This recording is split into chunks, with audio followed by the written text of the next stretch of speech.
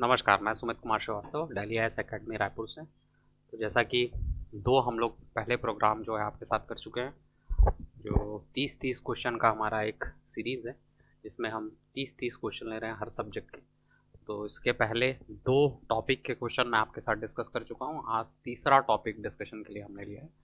तो कॉन्स्टिट्यूशन हमारा सब्जेक्ट है, constitutional history and basic features part 1 हम ले चुके हैं। Constitutional history and basic features part 2 हम ले चुके हैं। आज जिस टॉपिक के ऊपर हम डिस्कस करने वाले हैं वो प्रियम्बल वाला टॉपिक है।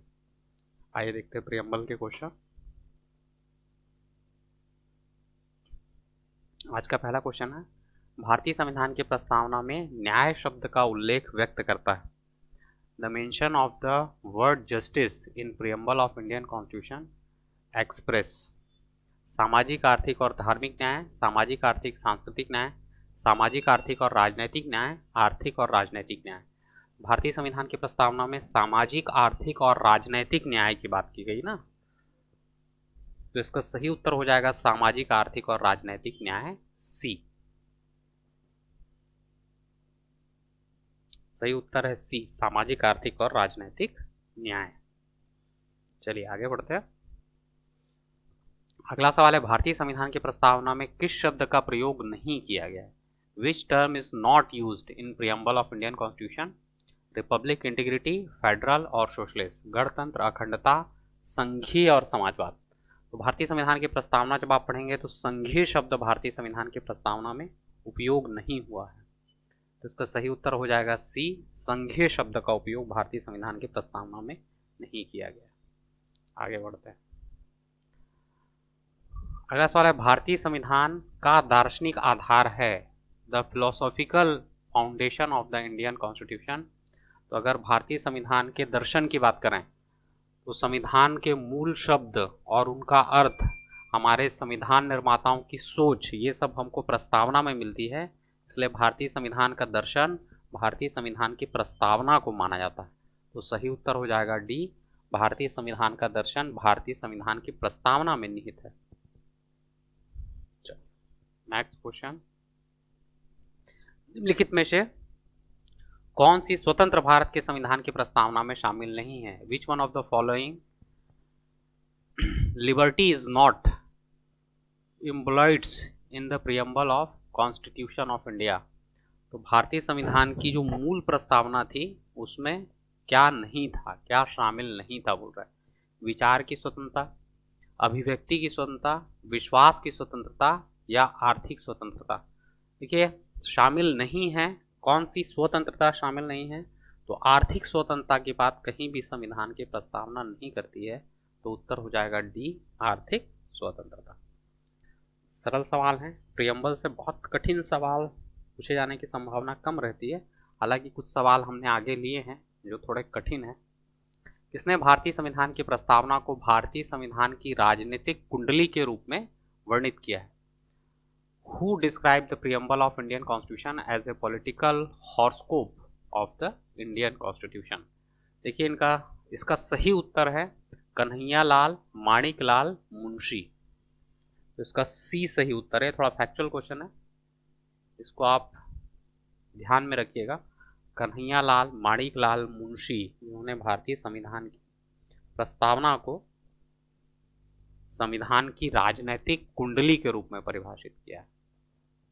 अगला सवाल है, भारतीय संविधान की प्रस्तावना के संबंध में निम्नलिखित कथनों पर विचार करें। Consider the following statement in regard to the preamble of constitution of India. यह अपने सभी नागरिकों को अवसर की समानता प्रदान करता है। It's provide equal opportunity to all its citizen. बिल्कुल सही है।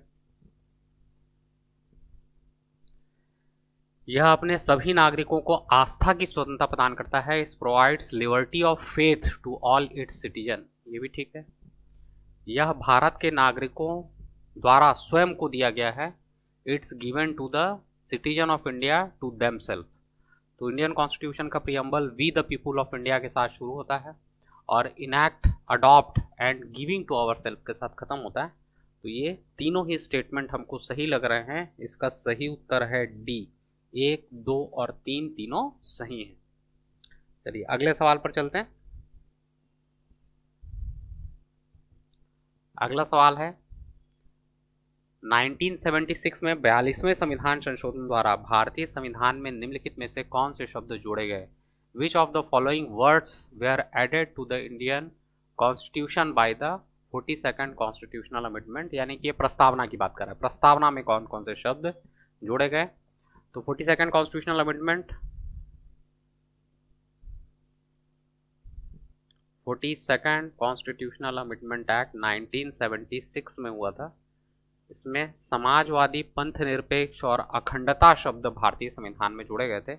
तो समाजवादी ठीक है, गणतंत्र ये शब्द उस समय नहीं जोड़ा गया था ना, तो गणतंत्र को हम हटा देते हैं। समाजवादी, पंथ निरपेक्ष, धर्मनिरपेक्ष और अखंडता। देखिए धर्मनिरपेक्ष और पंथ निरपेक्ष दोनों एक ही हैं, हालांकि जब हम हिंदी में बात करते हैं तो हिंदी में पंथ निरपेक्ष शब्द का इस्तेमाल हुआ है, जो धर्मनिरपेक्ष से थोड़ा व्यापक शब्द है। ये बताता है कि हमारा संविधान न केवल धर्म से निरपेक्ष है बल्कि पंथ से भी निरपेक्ष है। पंथों को धर्म की शाखाओं के रूप में पहचाना जाता है। हालांकि जब अंग्रेजी में शब्द हम इस्तेमाल करते हैं तो अंग्रेजी में धर्मनिरपेक्ष और पंथ निरपेक्ष दोनों के लिए सेकुलर शब्द ही इस्तेमाल किया जाता है। यहाँ पे secular, socialist, unity and integrity सही हो जाएगा। 1, 3 और 5 देख लेते हैं। फर्स्ट में ही 1, 3 और 5 है, तो सही उत्तर हो जाएगा ए। चलिए अगले सवाल की ओर चलेंगे। अगला सवाल है निम्नलिखित आदर्शों और दर्शन में से भारत के संविधान की प्रस्तावना में निहित आदर्श और दर्शनों की पहचान करें। Among the following ideals and philosophy identify those inserted in the preamble of constitution of India. अब ये बात करता है संप्रभु लोकतंत्रात्मक गणराज्य। जी हाँ, भारतीय संविधान में संप्रभु लोकतंत्रात्मक गणराज्य की बात की गई है। हम भारत के लोग भारत को एक संपूर्ण प्रभुत्व संपन्न लोकतंत्रात्मक गणराज्य बनाने के लिए। इसके अलावा समाजवाद और धर्मनिरपेक्षता भी भारतीय संविधान के प्रस्तावना में शामिल है, परंतु पूंजीवाद और मुक्त व्यापार भारतीय संविधान के प्रस्तावना में शामिल नहीं है। तो सही उत्तर ये पूछ रहा है, सही उत्तर हो जाएगा 1 और 2।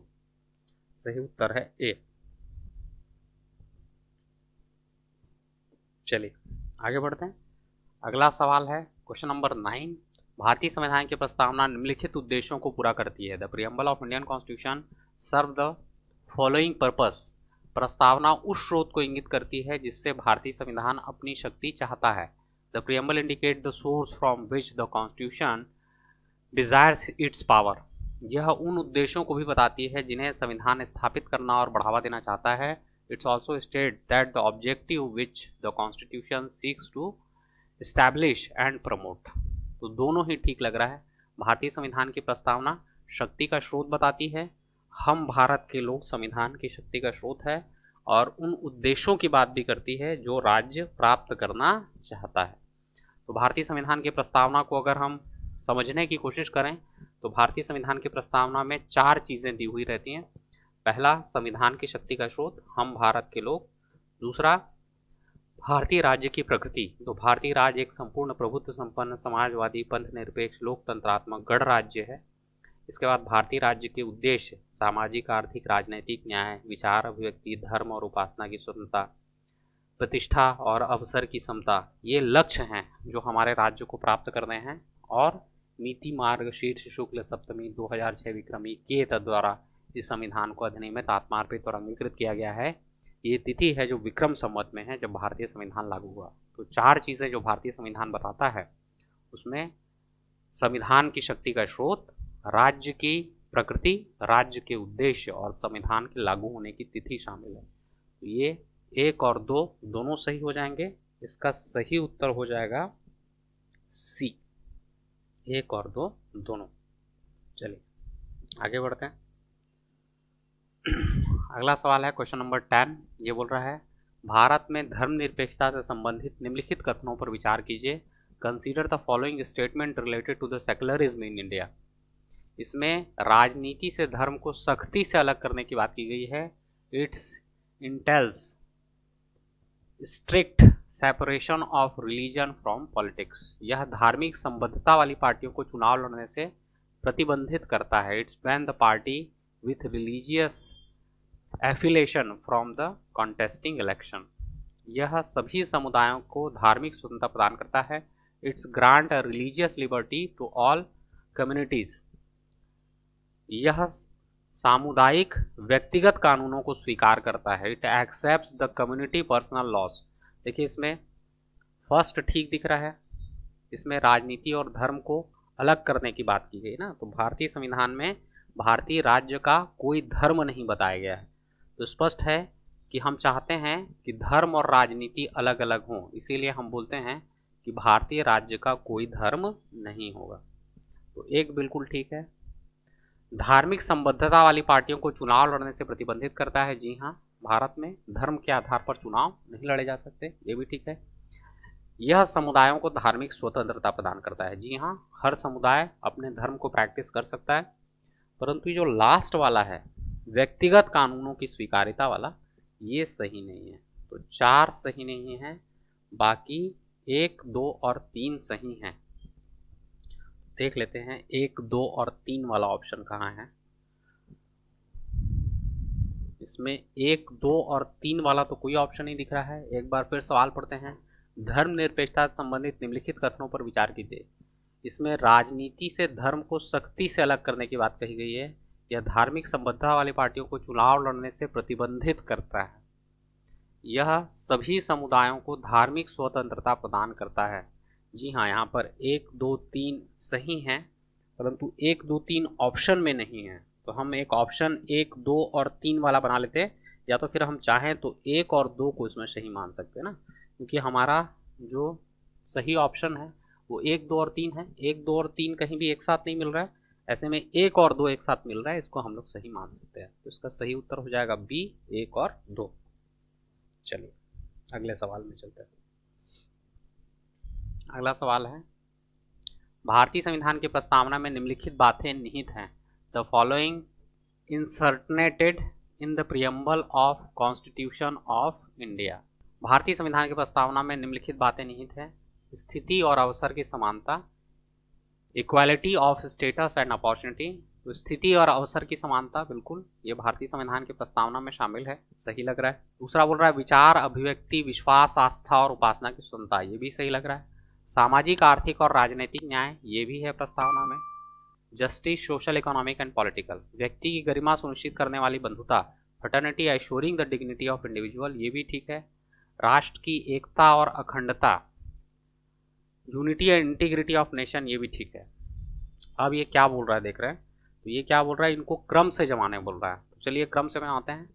तो भारतीय संविधान की प्रस्तावना चालू होती है, हम भारत के लोग भारत को एक संपूर्ण प्रभुत्व संपन्न, समाजवादी, पंथ निरपेक्ष, लोकतंत्रात्मक गणराज्य बनाने के लिए तथा इसके सभी नागरिकों को सामाजिक, आर्थिक, राजनैतिक न्याय, तो सामाजिक, आर्थिक, राजनैतिक न्याय हमारा पहले आ जाएगा। उसके बाद आ जाएगा विचार, अभिव्यक्ति, धर्म और उपासना की स्वतंत्रता। उसके बाद व्यक्ति की गरिमा और राष्ट्र की एकता और अखंडता को सुनिश्चित करने वाली बंधुता। अच्छा, बीच में एक चीज छूट रहा है, अवसर की समता, इसके बाद आ जाएगा। उसके बाद आ जाएगा व्यक्ति की गरिमा और राष्ट्र की एकता और अखंडता, 4 और उसके बाद 5। तो 3, 2, 1, 4, 5, 3, 2, 1, 4, 5, बी इसका सही उत्तर लग रहा है। तो इसका सही उत्तर आपको पता हो, इसके लिए आपको संविधान की प्रस्तावना याद करनी पड़ेगी, क्योंकि इस तरीके के क्वेश्चन सामान्यतः प्रस्तावना से पूछे जाते हैं, जिसमें दिए गए शब्दों को उसी क्रम में जमाना होता है जिस क्रम में संविधान की प्रस्तावनाओं में वो शब्द आए हैं। तो हमारी सलाह है कि आप संविधान की प्रस्तावनाओं को बेहतर तरीके से याद कर लें। अगले सवाल पर चलते हैं। मैच द कॉलम वाला सवाल है, आसान सवाल है, देखते हैं मैच द कॉलम में पूछ क्या रहा है। कूटों का प्रयोग करके उत्तर चुनना है ना। तो ये प्रस्तावना में उल्लेखित शब्द और उनके अर्थ की बात कर रहा है। सबसे पहले बात कर रहा है गणतंत्र शब्द, राज्य का मुखिया वंशानुगत नहीं होता, ठीक है, ये इसका अर्थ बिल्कुल ठीक है। गणतंत्र का मतलब है राज्य का मुखिया वंशानुगत नहीं होता। धर्मनिरपेक्ष का अर्थ है राज्य किसी भी धर्म को मान्यता नहीं देता, ये भी ठीक है। लोकतंत्र सरकार को अपना अधिकार जनता की इच्छा से मिलता है, ये भी ठीक है। सार्वभौम यानी सोवरन, राज्य अपने आंतरिक और बाह्य मामलों का संचालन करने के लिए स्वतंत्र है। सब कुछ ठीक लग रहा है तो 1 2 3 4 इसका सही उत्तर होना चाहिए, जो कि ए है। 1 2 3 4, तो इसका सही उत्तर हो जाएगा ए। 1 2 3 4 सभी ठीक। अगले सवाल पर चलते हैं। अगला सवाल है, निम्नलिखित में से कौन सा कथन सही नहीं है, बोल रहा है ना। Which one among the following statement is not correct. भारतीय संविधान की प्रस्तावना में समाजवादी शब्द को देखते हैं। अब इसको पढ़ते हैं। अनुच्छेद 3D के साथ पढ़ने पर न्यायालय को राष्ट्रीयकरण कानूनों की संवैधानिकता को बनाए रखने में सक्षम बनाएगा। तो 3D समान कार्य के लिए समान वेतन है ना, तो ठीक है, समान कार्य के लिए समान वेतन समाजवादी प्रावधान है, ये बिल्कुल ठीक है। बोल रहा है अनुच्छेद 14 न्यायालय को उस कानून को रद्द करने में सक्षम बनाएगा जो समाजवादी लक्ष्य को पूरी तरीके से प्राप्त करने में विफल रहा है। देखिए, समाजवादी लक्ष्य समता की बात करता है, सभी लोगों के बीच समानता, और 14 में रूल ऑफ लॉ है ना, तो 14 के दो भाग हैं। एक बोलता है इक्वालिटी बिफोर लॉ और इक्वल प्रोटेक्शन ऑफ लॉ, ये दोनों ही समाजवाद को स्थापित करने वाले हैं, तो ये भी ठीक हो जाएगा, बी भी ठीक है। बोल रहा है अनुच्छेद 25 न्यायालय को उस अनुच्छेद के तहत गारंटीकृत स्वतंत्रता सुनिश्चित करने में सक्षम बनाएगा, ये भी ठीक लग रहा है। डी देखते हैं, अनुच्छेद 23 न्यायालय को आय और स्थिति में समानता को कम करने में सक्षम बनाएगा। आय और स्थिति में असमानता को कम करना, तो 23 की बात करेंगे तो ये शोषण के विरुद्ध अधिकार है ना, तो आय की असमानता से 23 का कोई लेना देना नहीं है। तो आय की असमानता को समाजवाद के साथ अगर मिलाकर पढ़ा जाए तो ये स्थिति बनेगी, ऐसा नहीं है। तो इसमें गलत क्या है, क्या सही नहीं है, तो इसका उत्तर हो जाएगा डी सही नहीं है, बाकी सब सही है। चलिए अगले सवाल की तरफ चलते हैं। अगला सवाल है, भारत प्रस्तावना संवैधानिक व्याख्या में उपयोगी है क्योंकि इसमें the preamble is useful for the constitutional interpretation because it मूल्यवान शब्दों का उपयोग किया गया है, संविधान निर्माताओं के वास्तविक उद्देश्य और दर्शन को समाहित किया गया है, यह शक्ति और सीमाओं का स्रोत है, संविधान की बुनियादी विशेषताओं की एक विस्तृत सूची प्रदान करता है। देखिए, इसमें सभी कुछ सही है, परंतु ये बोल रहा है कि संविधान की व्याख्या अगर हमको करनी हो तो प्रस्तावना की मदद ले सकते हैं। तो इसलिए ले सकते हैं क्योंकि प्रस्तावना हमारे संविधान निर्माताओं के आदर्शों का दर्शन है, तो ये बताती है कि संविधान निर्माता क्या सोचते थे, तो बी इसका सही उत्तर हो जाएगा। Contain the real objective and philosophy of the constitution makers, तो सही उत्तर हो जाएगा बी। चलिए आगे बढ़ते हैं। अगला सवाल है, भारतीय संविधान के किस भाग में स्पष्ट रूप से घोषणा की गई है कि भारत एक धर्मनिरपेक्ष राज्य है। In which part of the Indian constitution is clearly declared that the India is a secular state. तो भारतीय संविधान की प्रस्तावना संविधान का ऐसा भाग है जिसमें क्लियरली ये इंडिकेट किया गया है कि भारत एक धर्मनिरपेक्ष राज्य है। सेक्युलर शब्द का इस्तेमाल हुआ है इसमें। यहाँ पर प्रस्तावना बी जो है ऑप्शन है, तो इसका सही उत्तर हो जाएगा बी प्रस्तावना। बी प्रस्तावना सही है। आगे बढ़ते हैं। अगला क्वेश्चन है, भारतीय संविधान के निर्माताओं की सोच निम्नलिखित में से किसमें प्रतिबिंबित होती है। The mind of the makers of constitution of India reflect in which of the following. तो भारतीय संविधान के जो कॉन्स्टिट्यूशन मेकर्स थे उनकी सोच प्रस्तावना में रिफ्लेक्ट होती है, अभी हमने देखा था थोड़ी देर पहले। इसका सही उत्तर है प्रस्तावना, ए इसका सही उत्तर हो जाएगा। हालांकि क्योंकि हम एक ही विषय के प्रश्नों को देख रहे हैं इसीलिए ये आपको उत्तर सीधा सीधा दिख रहा है ना, परंतु ये उत्तर अगर टॉपिक वाइज क्वेश्चन नहीं होते तो इस उत्तर को समझने में थोड़ी आपको कठिनाई होती। तो ध्यान से इस उत्तर को देख लीजिए और जब ये प्रश्न आपके सामने आए तो यही उत्तर आपको इस प्रश्न का लगाना है कि संविधान निर्माताओं की सोच कहाँ दिखती है। मौलिक अधिकार, मौलिक कर्तव्य, नीति निर्देशक तत्व या प्रस्तावना, तो इसका सही उत्तर होगा प्रस्तावना। अगला सवाल है, प्रस्तावना का वह प्रावधान जो सभी वयस्क नागरिकों को मतदान का अधिकार देता है कहलाता है। The provision of preamble which gives the right to vote of adult citizen is called. देखिए, जब हम वयस्कों को मतदान का अधिकार देने की बात करते हैं तो ये डेमोक्रेसी है, प्रजातंत्र है। तो इसका सही उत्तर हो जाएगा बी, प्रजातंत्र, डेमोक्रेसी। चलिए अगले सवाल की ओर चलते हैं। अगला सवाल बोल रहा है, निम्नलिखित में से कौन सा कथन भारतीय संविधान की प्रस्तावना की समाजवादी विशेषताओं को सबसे बेहतर ढंग से दर्शाता है? Which of the following statement best reflect the socialist feature of the preamble of constitution of India? नागरिकों द्वारा अपने विचार व्यक्त करने के तरीके पर कोई अनुचित प्रतिबंध नहीं है। There are no unreasonable restrictions on how the citizen express their thought.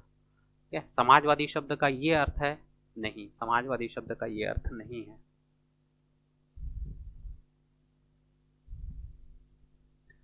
दूसरा है, पारंपरिक सामाजिक असमानताओं को समाप्त किया जाना। The traditional social inequalities have to be abolished.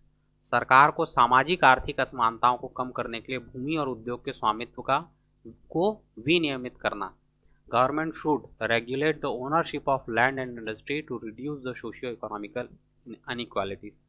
किसी व्यक्ति को अपने साथी नागरिकों को कमतर नहीं समझना चाहिए। No one should treat a fellow citizen as inferior. देखिए इसमें सबसे सही दिख रहा है B, the traditional social inequality has to be abolish. तो बी सबसे सही उत्तर लग रहा है। सी सही है परंतु पूरी तरीके से इसको हम सही नहीं मान सकते, क्योंकि इसमें विनियमित या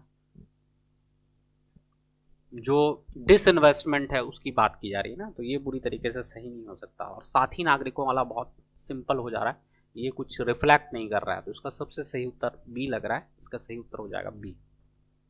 चलिए आगे बढ़ते हैं। अगला सवाल है 19, संविधान सभा द्वारा अपनाए गए ऐतिहासिक उद्देश्य प्रस्तावना से संबंधित निम्नलिखित में से कौन सा कथन सही है? संविधान सभा द्वारा अपनाए गए ऐतिहासिक उद्देश्य प्रस्ताव से संबंधित निम्नलिखित कथनों में से कौन सा कथन सही है, ये आपको बताना है। Which of the following statement related to the historic object resolution which was adopted by the constituent assembly is are correct? चलिए देखते हैं। तो उद्देश्य प्रस्ताव के संबंध में कौन सा सही है ये हमको देखना है। चलिए, उद्देश्य प्रस्ताव ने संविधान के सभी आगामी चरणों को आकार देने में प्रेरणा दी। यह केवल एक प्रस्ताव नहीं था बल्कि एक घोषणा, एक दृढ़ संकल्प और एक प्रतिज्ञा थी। इसने भारतीय संविधान को अंतर्निहित दर्शन प्रदान किया। तो सभी इसके बारे में सही दिख रहा है ना। आप जब ध्यान से देखेंगे तो ये बोल रहा है the object resolution inspire the shaping of the constitution through all the subsequent stage. It has not a just resolution but a declaration as firm resolve and pledge. It's provide the declaring underlying philosophy of the philosophy over constitution. तो सभी ठीक दिख रहा है, सभी ठीक है, 1 2 3 सभी ठीक है। सही उत्तर हो जाएगा सी, 1 2 और 3 वाला। चलिए आगे बढ़ते हैं। अगला सवाल है, भारतीय संविधान की प्रस्तावना the preamble of constitution is संविधान का एक हिस्सा है लेकिन इसका कोई कानूनी प्रभाव नहीं है। A part of constitution but has no legal effect. संविधान का हिस्सा नहीं है और इसका कानूनी प्रभाव भी नहीं है। Not a part of constitution and has not legal effect either. उसके बाद बोल रहा है संविधान का एक हिस्सा है लेकिन इसका किसी भी अन्य भाग के समान ही कानूनी प्रभाव है। The part of constitution and has the same legal effect as any other part. उसके बाद बोल रहा है संविधान का एक हिस्सा है लेकिन इसका अन्य भागों से स्वतंत्र रूप से कोई कानूनी प्रभाव नहीं है। A part of constitution but has no legal effect independently of other parts. तो सबसे सही लग रहा है इसमें डी, जो बोल रहा है कि संविधान की प्रस्तावना संविधान का भाग है। हालांकि संविधान की प्रस्तावना संविधान का भाग है या नहीं, इससे जुड़े हुए कुछ केस हैं। तो 1960 में एक इन री बेरूबारी वाद इससे संबंधित है, जिसमें सुप्रीम कोर्ट ने माना था कि प्रस्तावना संविधान का भाग नहीं है, परंतु 1973 में केशवानंद भारती वर्सेस केरल स्टेट का केस आया जिसमें सुप्रीम कोर्ट ने मान लिया कि प्रस्तावना संविधान का भाग है। क्योंकि जिस प्रकार संविधान के दूसरे भागों को कॉन्स्टिट्यूंट असेंबली के द्वारा पास किया गया था, वैसे ही उद्देश्य प्रस्ताव भी पास हुआ था और इसके ही कुछ हिस्सों को लेकर प्रस्तावना बनाई गई है।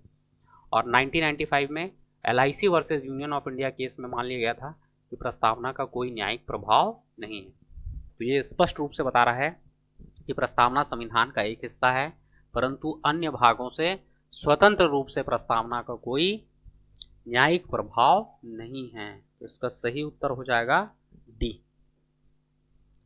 चलिए आगे बढ़ते हैं।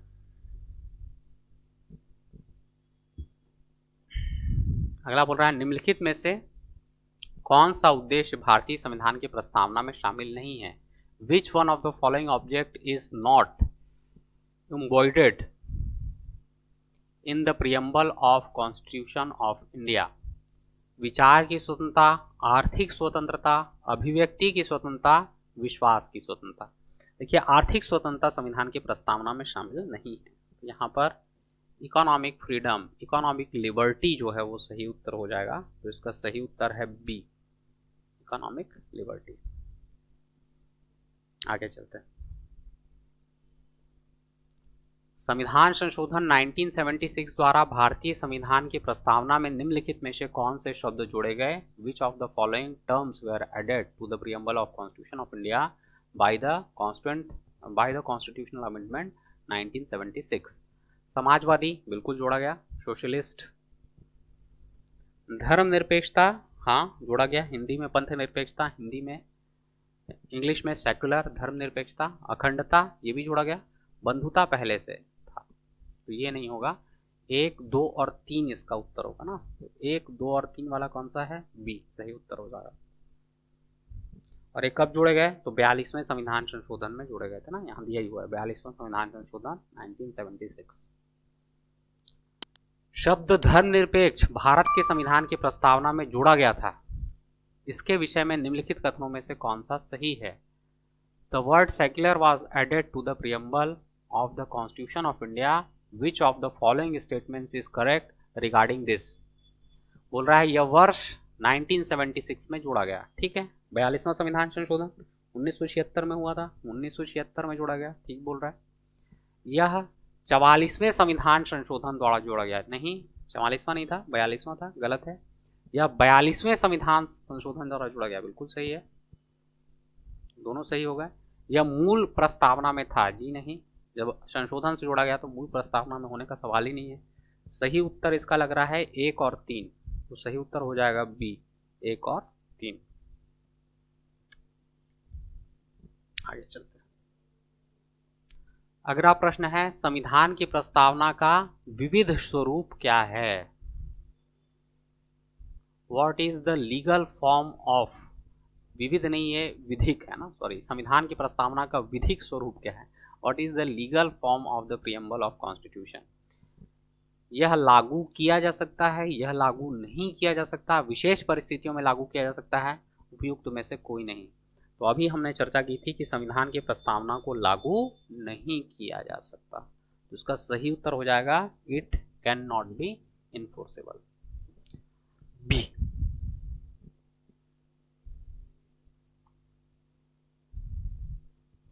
भारत के संविधान की प्रस्तावना में कितने प्रकार के न्याय, स्वतंत्रता, समानता और भातृत्व का सही क्रम में उल्लेख किया गया है? How many type of justice, liberty, equality and fraternity and are mention in the correct order in the preamble of constitution of India? अब कितनी बार क्या है पूछ रहा है ना। भारतीय संविधान की प्रस्तावना है, हम भारत के लोग भारत को एक संपूर्ण प्रभुत्व संपन्न समाजवादी पंथ निरपेक्ष लोकतंत्रात्मक गणराज्य बनाने के लिए तथा इसके सभी नागरिकों को सामाजिक, आर्थिक, राजनैतिक न्याय, 3 बार सामाजिक, आर्थिक और राजनैतिक न्याय। फिर किसकी बात करता है? विचार, अभिव्यक्ति, धर्म और उपासना की स्वतंत्रता, 5, प्रतिष्ठा और अवसर की समता, 2 और भातृत्व 1 बार आया है। तो सही हो जाएगा 3, 5, 2, 1, 3, 5, 2, 1 पहला ही है, तो ये पहला सही हो जाएगा। कितने बार इसको उपयोग किया गया, कितने प्रकार की स्वतंत्रताएं हैं, कितने प्रकार की समानता है, कितने प्रकार के न्याय हैं, ऐसा पूछ रहा है। तो ऐसा सवाल भी कई बार परीक्षाओं में पूछा गया है। तो इस सवाल को ध्यान दीजिएगा थोड़ा सा। आगे बढ़ते हैं। अगला सवाल है, भारतीय संविधान के प्रस्तावना पर किस क्रांति का प्रभाव नहीं झलकता? देखिए, फ्रांसीसी क्रांति से भारतीय संविधान में जो स्वतंत्रता और बंधुता शब्द हैं वो लिए गए हैं। तो स्वतंत्रता और बंधुता शब्द भारतीय संविधान में फ्रांसीसी क्रांति से लिए गए हैं। बोल्शेविक क्रांति ये रशियन रेवोल्यूशन है ना, रशियन रेवोल्यूशन से सामाजिक, आर्थिक और राजनीतिक न्याय संविधान में लिया गया। और अमेरिकी क्रांति से कुछ विशेष संविधान की प्रस्तावना में तो शामिल नहीं हुआ है अमेरिकी क्रांति से, परंतु प्रस्तावना ही अमेरिकी क्रांति से प्रभावित है ना, क्योंकि जो प्रस्तावना का कॉन्सेप्ट है ये ही हमने अमेरिका से लिया है। तो ए, बी और सी तीनों से हमने कुछ कुछ लिया है, परंतु चीन से हमने कुछ भी नहीं लिया है। तो ये बोल रहा है किस क्रांति का प्रभाव नहीं है, तो चीन की क्रांति का प्रस्तावना पर कोई प्रभाव नहीं है। तो सही उत्तर हो जाएगा D, Chinese revolution. In which form of the democracy has been accepted in the preamble of Indian constitution. ये बोल रहा है भारतीय संविधान की प्रस्तावना में वर्णित लोकतंत्र को किस रूप में स्वीकार किया गया है?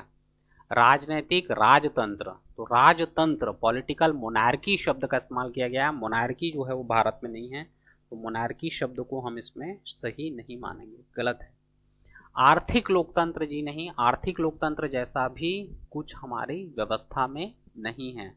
अब ये बोल रहा है सोशल मोनार्की, सामाजिक राजतंत्र, हाँ इसको हम लोग सही मान सकते हैं। सामाजिक राजतंत्र तो एक ऐसी व्यवस्था जिसमें समाज का शासन है, एक ऐसी व्यवस्था जिसमें जनता का शासन है। तो मोनार्की है परंतु किसकी है? जनता की। तो सामाजिक राजतंत्र को हम सही मान सकते हैं। इसका सही उत्तर हो जाएगा सी, सामाजिक राजतंत्र। चलिए आगे बढ़ते हैं। अगला सवाल है, भारतीय संविधान के किस भाग में स्पष्ट रूप से घोषणा की गई है कि भारत एक धर्मनिरपेक्ष राज्य है? In which part of the Indian constitution it is clearly declared that the India is a secular state? तो वही संविधान की प्रस्तावना। सही उत्तर हो जाएगा B, preamble of Indian constitution. अगला सवाल, the meaning of socialism is, समाजवाद का अर्थ है सामाजिक नियंत्रण, राष्ट्रीयकरण, सामाजिक न्याय और सामाजिक स्पर्धा।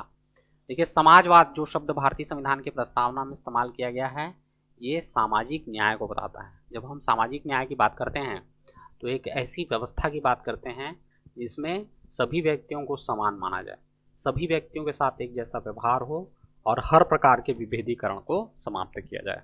तो सामाजिक न्याय इसका सबसे सही उत्तर होगा। समाजवाद का अर्थ है सामाजिक न्याय।